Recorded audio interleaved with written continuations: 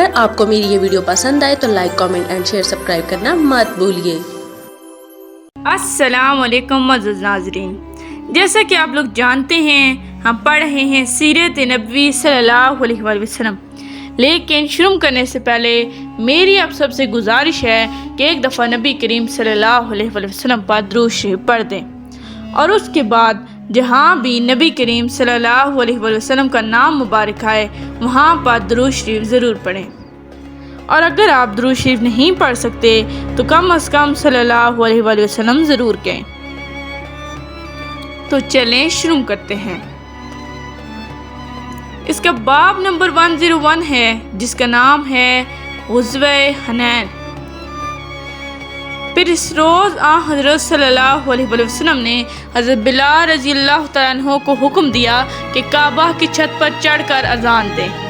چنانچہ حضرت بلال رضی اللہ تعالیٰ عنہ نے اذان دی۔ اس کے بعد حضرت صلی اللہ علیہ وآلہ وسلم نے ارشاد فرمایا، جو شخص اللہ پر اور قیامت کے دن پر ایمان رکھتا ہے وہ اپنے گھر میں کوئی بت نہ چھوڑے اور اس کو توڑ دے۔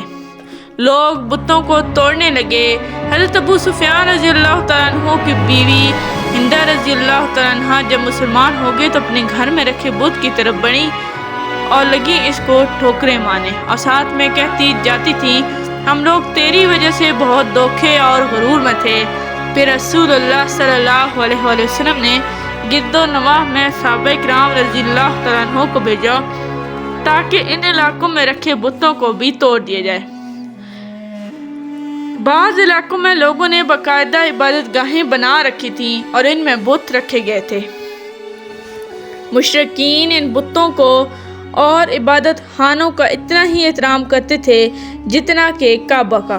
2 دن میں جانور بھی قربان کرتے تھے جس طرح کے کعبہ میں کیے جاتے تھے۔ حد یہ کہ ان عبادت خانوں کا طواف بھی کیا جاتا تھا۔ غرض ہر خاندان کا الگ بت تھا۔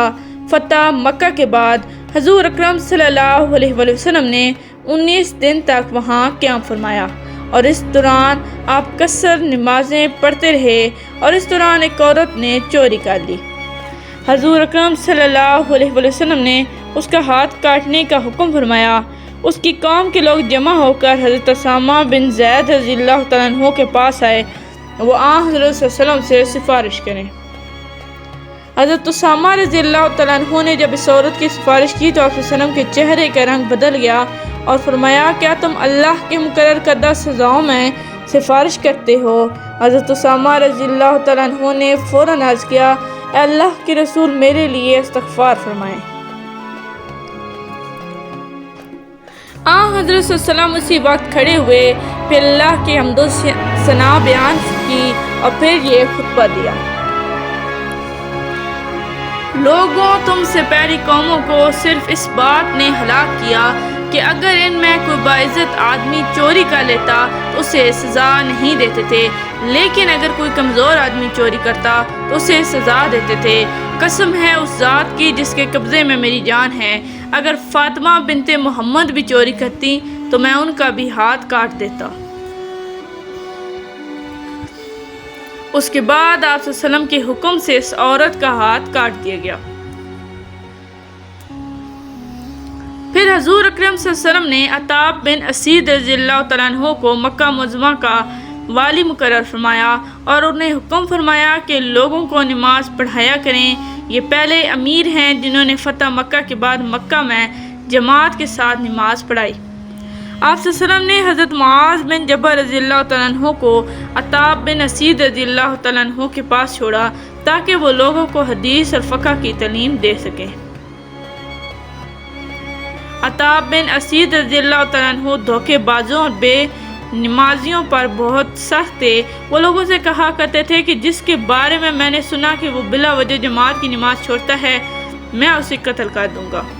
ان کی اس سختی کو دیکھ کر مکہ کے لوگوں نے ان کی شکایتیں نفاذ میں کی، اے اللہ کے رسول، آپ نے اللہ کے گھر والوں پر عتاب بن اسید جیسی دیہاتی اور اجڑ آدمی کو امیر مقرر کر دیا ہے۔ آپ صلی اللہ علیہ وسلم نے جواب میں ارشاد فرمایا، میں نے خواب میں دیکھا کہ عتاب جنت کے دروازے پر آئے اور بڑے زور سے زنجیریں ہلائیں۔ آخر دروازہ کھلا اور وہ اس میں داخل ہو گئے۔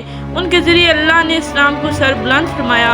جو شخص مسلمانوں پر ظلم کرنا چاہتا ہے عطاب اس کے خلاف مسلمانوں کی مدد کرنے کے لیے تیار رہتے ہیں۔ فتح مکہ کے بعد غزوہ حنین پیش آیا۔ حنین طائف کے قریب ایک گاؤں ہے۔ اس غزوے کو غزوہ حزن اور غزوہ اوطاس بھی کہتے ہیں۔ جب اللہ تعالیٰ نے اپنے نبی صلی اللہ علیہ وسلم کے ہاتھوں پر مکہ فتح فرما دیا تو سبھی قبیلوں نے اطاعت قبول کر لی، مگر قبیلے بنی حوازن اور بنی ثقیف نے اطاعت قبول کرنے سے انکار کر دیا، اور یہ دونوں قبیلے بہت سرکش اور مغرور تھے۔ اپنے غزوہ میں وہ کہنے لگے، خدا کی قسم محمد کو اب تک ایسے لوگوں سے سابقہ پڑا ہے جو جنگوں سے اچھی طرح واقف ہی نہیں تھے۔ اب انہوں نے جنگ کی تیاری شروع کر دی۔ انہوں نے مالک بن عوف نذیری کو اپنا سردار بنایا۔ یہ بعد میں مسلمان ہو گئے تھے۔ جب مالک بن عوف کو سب نے متفقہ طور پر تمام قبیلوں کو سردار بنا لیا تو ہر طرف سے مختلف قبیلے بڑی تعداد میں آ کر لشکر میں شامل ہونے لگے۔ آخر مالک بن عوف نے اپنا یہ لشکر لے کر اوطاس کے مقام پر جا کر پڑاؤ ڈالا۔ ادھر جب حضرت صلی اللہ علیہ وسلم کو خبریں ملی کہ بنی حوازن نے ایک بڑا لشکر جمع کر لیا ہے تو آپ صلی اللہ علیہ وسلم نے اپنے ایک صحابی حضرت عبداللہ بن ابی حدود اسلمی کو ان کی جاسوسی کے لیے روانہ کیا اور رخصت کرتے ہوئے ان سے فرمایا ان کے لشکر میں شامل ہو جانا اور سننا کہ وہ کیا فیصلہ کر رہے ہیں۔ چنانچہ وہ بنی حوازن کے لشکر میں شامل ہو گئے اور ان کی باتیں سنتے رہے۔ پھر واپس آ کر حضرت صلی اللہ علیہ وسلم کو ساری تفصیلات سنائیں۔ قبیلے بنی حوازن والے اپنے ساتھ اپنی عورتیں، بچے، مال اور دولت بھی لے آئے تھے۔ جب حضرت صلی اللہ علیہ وسلم کو یہ اطلاع ملی تو مسکرائے اور ارشاد فرمایا، انشاءاللہ کل یہ سب کچھ مسلمانوں کے لیے مال غنیمت بنے گا۔ حضرت صلی اللہ علیہ وسلم بنی حوازن سے مقابلے کے لیے 12,000 کا لشکر لے کر روانہ ہوئے۔ ان میں 2,000 نوجوان مکہ معظمہ اور گرد و نواح کے تھے، باقی 10,000 وہ صحابہ تھے جو آپ صلی اللہ علیہ وسلم کے ساتھ آئے تھے جن کے ہاتھ پر اللہ تعالیٰ نے مکہ فتح کرایا تھا۔ جب اسلامی لشکر دشمن کے پڑاؤ کے قریب پہنچ گیا تو حضرت صلی اللہ علیہ وسلم نے لشکر کی سب بندی فرمائی، مہاجرین اور انصار میں جھنڈے تقسیم فرمائے۔ مہاجرین کے پرچم آپ نے حضرت علی رضی اللہ تعالیٰ عنہ کے سپرد فرمایا، ایک پرچم حضرت سعد بن ابی وقاص رضی اللہ تعالیٰ عنہ کو دیا اور ایک حضرت عمر رضی اللہ تعالیٰ عنہ کو بھی عنایت فرمایا۔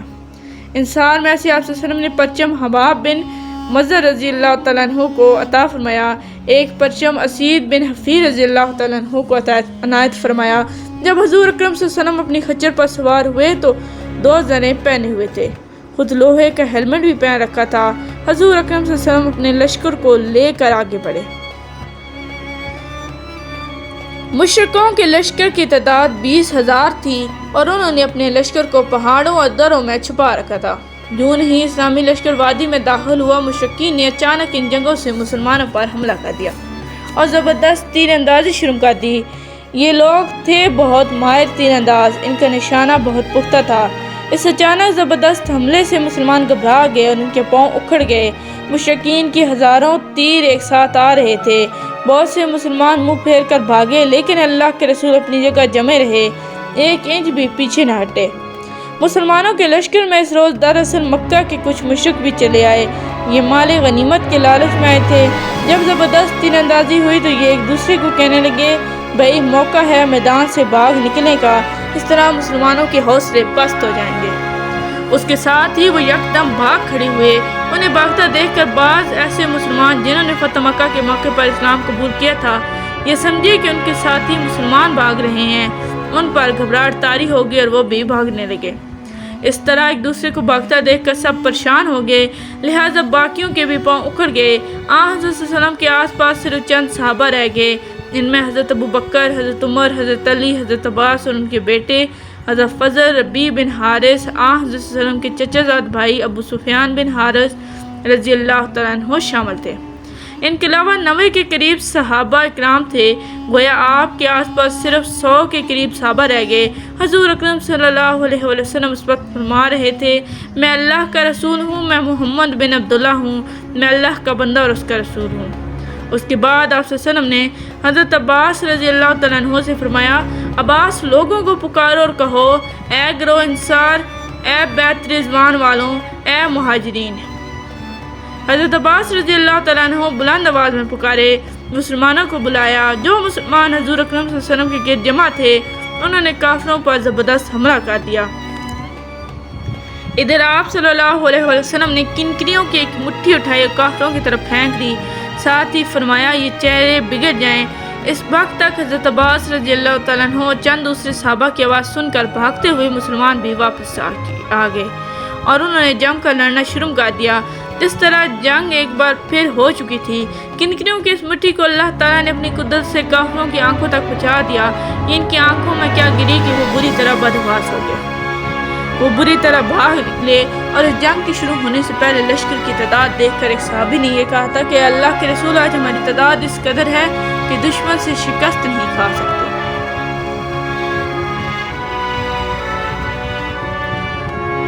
حضرت صلی اللہ علیہ وآلہ وسلم کو یہ بات ناگوار گزری تھی۔ یہ الفاظ بہت گراں محسوس ہوئے تھے کیونکہ ان میں فخر اور غرور کی بو تھی۔ اللہ تعالیٰ کے نزدیک بھی یہ جملہ ناپسندیدہ تھا، شاید اسی لیے شروع میں مسلمانوں نے شکست ہوئی تھی، لیکن پھر اللہ نے کرم فرما دیا اور مسلمانوں کے قدم جم گئے۔ پھر جب مشرکوں کو شکست ہوئی تو وہ بری طرح بھاگے تو حضرت صلی اللہ علیہ وسلم نے ارشاد فرمایا جو مشرک ہاتھ لگے اسے قتل کر دیا جائے۔ اب تک کے لیے اتنا ہی، ملتے ہیں اگلے باب میں، تب تک کے لیے اللہ حافظ۔ Please like, subscribe and share our channel and press the bell icon for more videos.